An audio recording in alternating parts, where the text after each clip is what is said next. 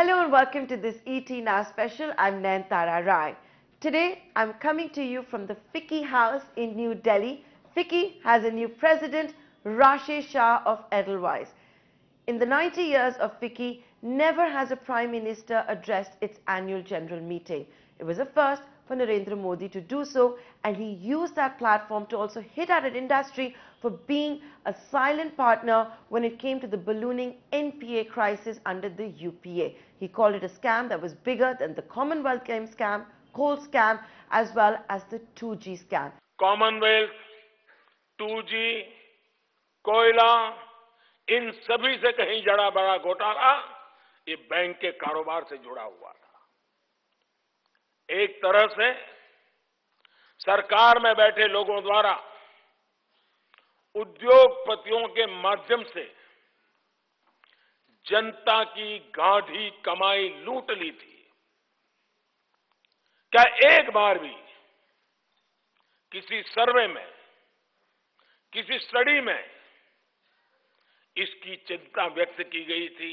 Today, I'm in conversation with the new president, Rashesh Shah. Thank you, Mr. Shah, for joining us here. Big bang entry for the first time ever, the Prime Minister on stage addressing an EGM of FICCI. That's never happened in 90 years of the industry body's existence. A great speech, but he also pulled up industrialists for being a silent party when it came to NPAs, which he has described to be a bigger scam than 2G call scam and the Commonwealth Games scam. Where do you see NPAs at the moment? You know, you're part of the financial world as well. Do you think enough is being done to address this black hole in the economy? आप industry की voice सरकार तक पहुंचाते हैं, आपके सर्वे आते रहते हैं, आपके सेमिनार होते रहते हैं।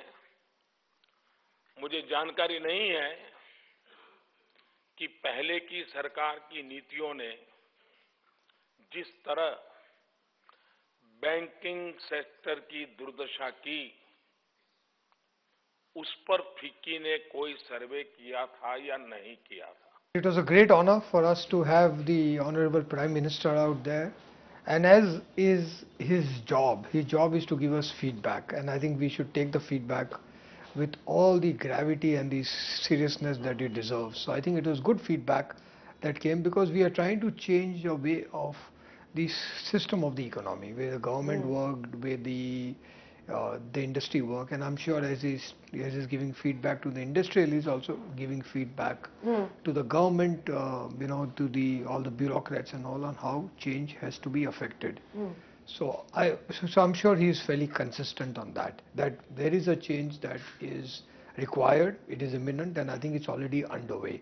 NPA का जो हल्ला मच रहा है, वो पहले की सरकार में बैठे अर्थशास्त्रियों की इस सरकार को दी गई सबसे बड़ी लायबिलिटी है।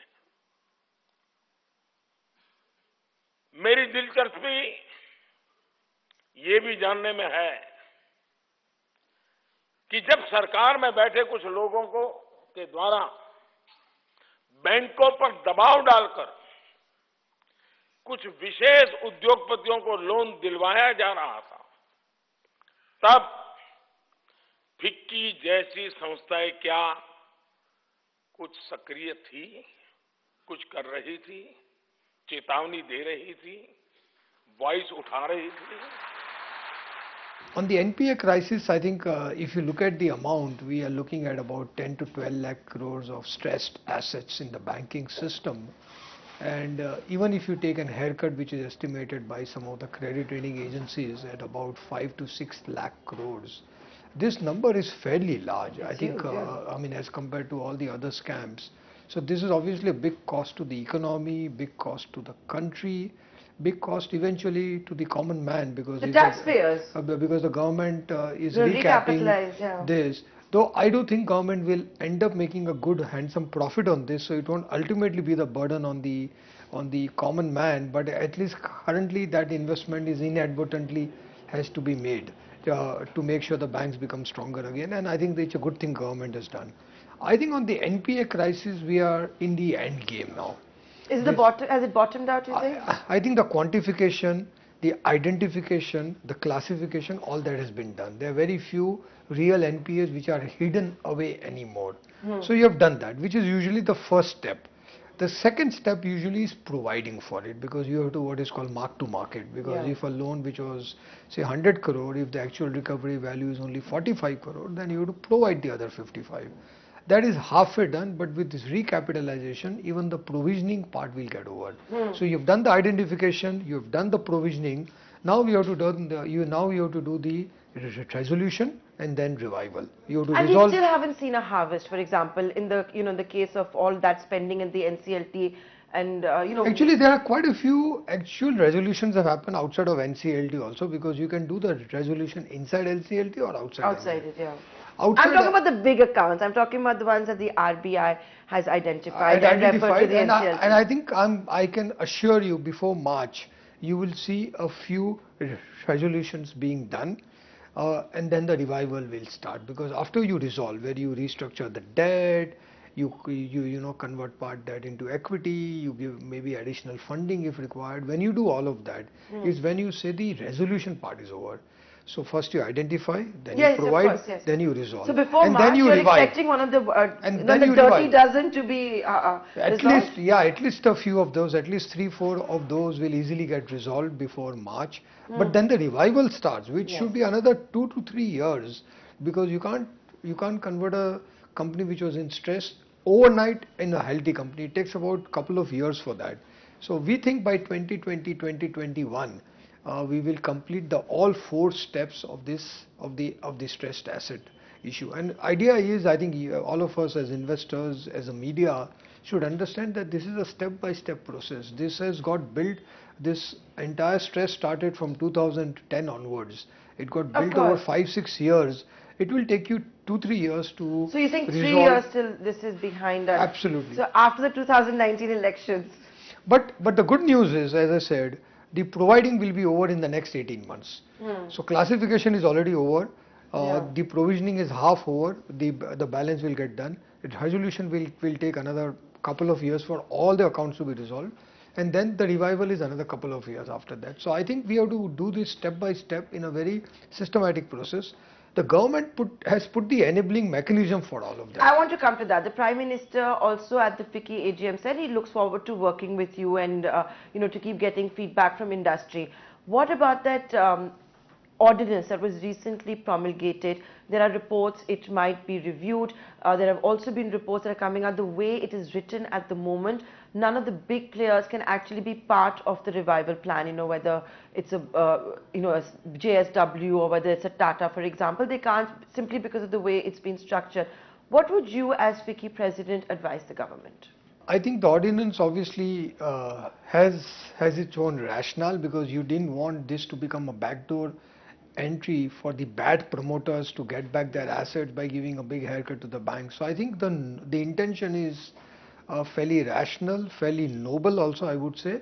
Obviously every law has to be interpreted. Every law will get challenged in court and will get interpreted. So who can bid, who cannot bid, who is eligible, who is not eligible, all this will get worked out. The good news is that the government is constantly taking feedback. It is cognizant of the ambiguities or the opaqueness that could creep in, which could delay the process. And they are very clear. They don't want to delay the process. So if it needs further amendment, further clarification, I think it will always come. I think on the whole, the ordinance is in the right spirit.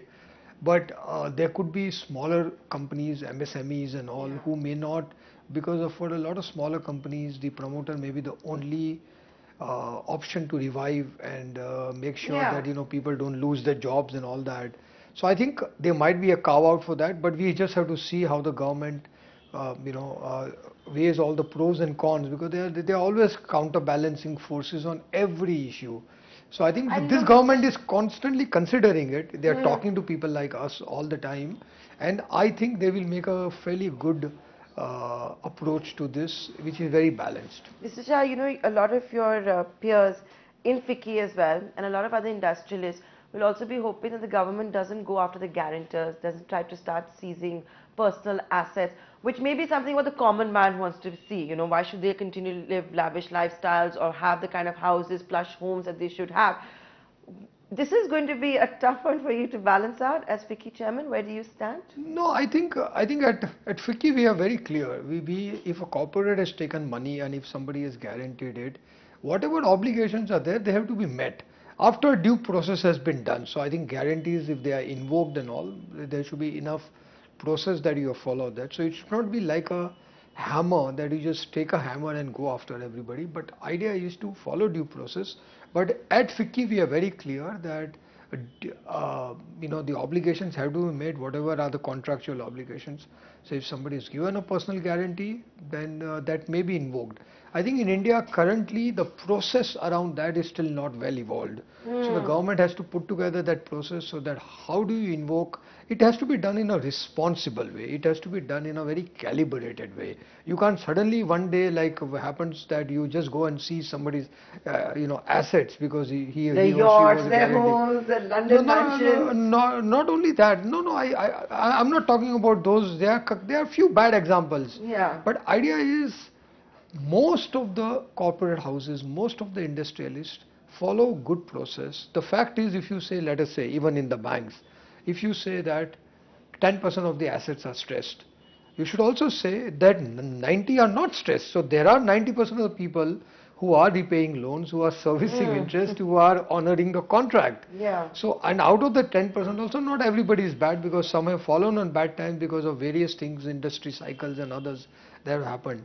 So there are bad apples, but I think the bad apples are not the norm. It might be easy for the media to say all bad apple, everybody's a bad apple. We're not responsible for this. So the guarantee and all that also is a contractual obligation, and it should follow the process of the law. And as I said, the government is actually, this government that way is very good. They are very systematically saying, if guarantees have to be invoked, we can't do it in an irresponsible way. We can't do it in an ad hoc way. We need rules around that. It is going to be amended to bring in. So idea is to amend it, bring the law, let the debate happen, let the law get tested in court. But once the law is there, then at least it will follow a process, and people will know what their obligations are and what their obligations are not. Currently, a lot of things are opaque. The problem with Indian system has been over the last 50, 60 years, everything has evolved in a very opaque way. So the rules are also vague. So they are imposed, sometimes they are not imposed. So the enforcement, what we need is clear rules and consistent enforcement. RERA RERA जैसे कानून पहले भी तो बनाए जा सकते थे, लेकिन नहीं बने। मध्यम वर्ग की इस दिक्कत को इस सरकार ने ही समझा और कानून बना करके बिल्डरों की मनमानी पर रोक लगाई है। और मैं उस जगह पे बोल रहा हूं जिसकी 1/4 मेंबरी इस परिवार से है। You know, something else the Prime Minister said was 1/4 of the memory and 1/4 of the members have something to do with real estate. What was 1/4 of the FICCI members doing when this entire crisis in the property market was building up? You know, we've all seen what's happening with JP. The government wants to take over Unitech, which has now been stayed by the Supreme Court. As FICCI President, what would you advise the government? Is this the right solution? Perhaps take over the companies where a solution is not being seen and thousands of home buyers are stuck? See, I think even in real estate, we are in a state of transition. I think the new law, the Real Estate Act, RERA, is a fabulous one. You have to protect the home buyers. People are putting their life savings, and buying a home is a very dream, is a very aspirational, very emotional topic. A very emotional topic for people, especially if common man has put his life savings into that. There has to be obligation. We have done that in the capital markets. The IPO market has got cleaned up so that companies that raise money are obliged to honor their commitments to after taking money from the people. Why should not be the same in real estate? After the new act that is in place, we are in this transition phase, and there are some cases like you mentioned. As I said again, out of 100 cases, 5 would have some bad elements to that. Those the government has to resolve, but hopefully with this new law that will not happen again. I think the crisis of what we are seeing in JP case or Unitech case will not repeat itself in the future because of the new law that is in there. So you have made sure the future is protected. about the past, out of 100 cases, there are 5 or 10 cases which have to be resolved. And how to resolve them is going to be a very case by case method. So we are trying something in Unitech, government is trying something, the courts are saying something else. It will play itself out. Obviously there is a lot of excitement and sensationalism around that.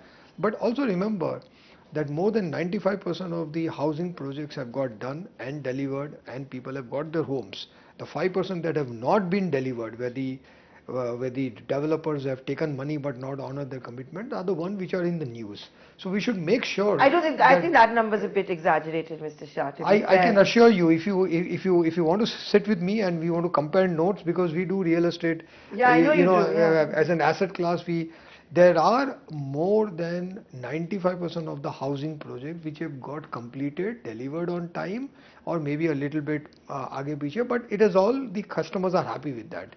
What has happened is, and what used to happen earlier, when the projects were delayed, customers were okay because the prices were going up every year. Now it's because of the last 3, 4, 5 years, prices have been stagnant or have come down a little bit.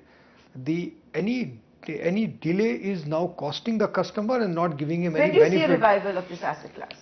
I think we are about 18 months or 2 years away from this also. We have already started taking the uptick. I think in affordable housing, if you go to Mumbai or Bangalore, a lot of projects are doing well and a lot of projects are getting delivered also. So I think the housing industry is on an uptick. The new approach of affordable housing, the government incentives for affordable housing, is a game changer. I think the effect of that... And they've increased the square feet for the interest subsidy. and the interest subsidy, the entire Pradhan Mantri Awas Yojana. 1200 square feet, that takes care of a lot of fabulous... The Pradhan Mantri Awas Yojana is going to be one of the catalysts. I think 5 years down the line, we will look back and say that changed the trajectory of the economy. And this should help in selling unsold inventory the minute you increase the carpet area for the government. And a lot of the people are now going after affordable housing. So affordable housing, houses of 10 lakhs and 20 lakhs are going to be now made available. Maybe not in the main cities, but at least on the outskirts of the cities and all. And that is going to create jobs, they're going to create demand for steel. You need a healthy real estate market for the economy. And I think affordable housing is a game changer from the government. Will take another year for itself to really come into force, because a lot of projects are now being conceived and they will take off. But I think it's a big game changer. While we're talking about asset classes and you understand the market so well, you're now going to be FICCI President as well. What do you think of Bitcoins? If the government were to ask you for advice that Mr. Shah, should India legitimize Bitcoins, what would you say? I don't think so. I think currency is the prerogative of the exchequer of the central bank. Especially I'm not an expert. I must start with the disqualifier. That, of course you are, don't be modest. Disclaimer that I'm not an expert, but I think I keep on reading news that a lot of the bitcoins also used for illegal activities, for drugs and other things and all. India is at a stage where we are trying to clean up our system, get India ready for the future. So there might be some advantages of Bitcoin in terms of anonymity and all that. But I think at this stage, we don't need that additional complication in India. Our society, our institutions will evolve over the next 10, 20 years. Then we can take maybe some more risk with the newer currency approaches and all. But I think currently, given that we need to control inflation, we need to control make sure the black money is eradicated. I don't think things like Bitcoin help the cause. They may harm the cause. FDRI उसको लेकर बहुत बड़ी मात्रा में अफवाहें फैलाई जा रही है। सरकार ग्राहकों के हित को सुरक्षित करने के लिए बैंकों में जमा उनकी पूंजी को सुरक्षित रखने के लिए लगातार काम कर रही है, लेकिन खबरें ठीक उससे उल्टी चलाई जा रही है। उद्योग जगत को और आम नागरिकों को भ्रमित करने वाली ऐसी कोशिशों को नाकाम करने में फिक्की जैसी संस्था का भी योगदान जरूरी है। The Prime Minister also used the FICCI platform And it doesn't get bigger than that with him assuring depositors that their money is safe in the banks. We don't know how that's going to be made safe, what the final rules and provisions will be of that contentious FDRI bill. But do you now stand that it's safe absolutely? I would think so. See, currently also there is a lot of opaqueness around that. People assume that government ki bank hai to everything is safe and all. I think putting it out very clearly as per an act and all. So again, as you see, structurally the government is doing one by one, making things clear, making the law. There were a lot of WhatsApp messages during the rounds, for example, that your money is not safe in banks. See, in India, FD doesn't get you any. See, in India, any rules we make, whether it's GST, whether it's RERA, whether it's insolvency, bankruptcy code, it comes with a lot of contentiousness, because partly I think Indians are very wary of any rules, because over the years they have seen the rules have always worked against the common man rather than for the common man. So there is a natural apprehension. But as the country is, developing, rule making is a very important, law making is a very important part of that. So FDRI is an important step in that direction. As with every other law, there will be some parts of this that people will like, some people may not like, and the idea is to create this. So I think this entire conversation, the debate that is going on, is a healthy debate. And rather than sensationalize it, I think we should all sit together and basically give the feedback to the government on which parts of the act are not as good for the depositor and what amendments can be made. And I think that is a very constructive, very proactive approach to take, rather than spread rumors and create, unnecessary fear mongering is not going to be very healthy. We need rules, we need FDRI. Okay. Now what form of FDRI will evolve. Mr. Shah, in 15 seconds, because we're running out of time, you're taking over after structural reforms like GST, the insolvency, demonetization, etc. What will be your top 3 priorities as FICCI President? I think the first one, as the Prime Minister also spoke yesterday, I think MSME. MSME is a very important. Even there are some things in the insolvency bankruptcy code that could hurt the MSMEs. So we have to work with that. Make sure the MSMEs are protected, because they are the ones who are going to create a lot of jobs as we go along. So I think MSME is a very important part. The second one is going to be on, as we said, affordable housing, because that has a lot of linkages with the real economy, and going forward will be because a lot of Indians still need pakka houses, and that's the need for the country for the next, I think, 20 years. And the third, I think, would be startups, and how do startups scale up also, because we don't need only startups, we also need startups to start and then scale up, because when they scale up, they create value. So I think creating an environment where startups can happen, they don't have too many entry barriers. But along with that, as they start scaling up, they don't come across hurdles all the time, and they can, as smoothly as possible, scale up their businesses when they get their strategy and the products right. Okay. Mr. Shah, a pleasure talking to you. Thank you so much for talking to ET Now. We wish you all the very best.